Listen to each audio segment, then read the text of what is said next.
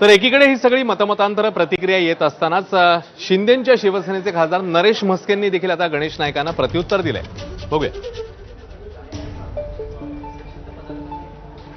Lottery कुणाला लागली असं म्हणता येते की ज्यांच्याकडे काहीच नव्हतं, अर्थात नाईक साहेबांना कधी मिळालं, काय मिळालं, आधी होतं ते गेलं होतं, पराभवही त्यांचा झाला होता.